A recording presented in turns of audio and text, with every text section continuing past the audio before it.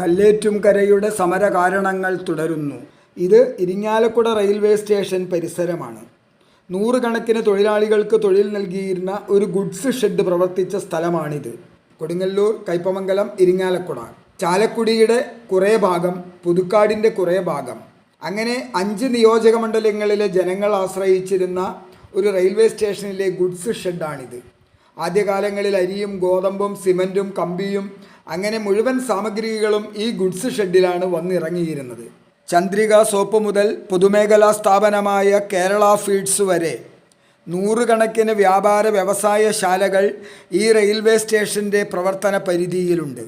വ്യാപാര വ്യവസായ സ്ഥാപനങ്ങളുടെ എണ്ണം നാൾക്കുനാൾ വർദ്ധിക്കുകയും ആവശ്യക്കാർ കൂടുകയും ചെയ്തപ്പോൾ ഈ ഗുഡ്സ് ഷെഡ് എന്തുകൊണ്ട് അടച്ചുപൂട്ടി എന്നതിന് കൃത്യമായ ഉത്തരം ഇന്നുവരെ ആരും പറഞ്ഞിട്ടില്ല. എന്നാലിനി സമരം തന്നെ.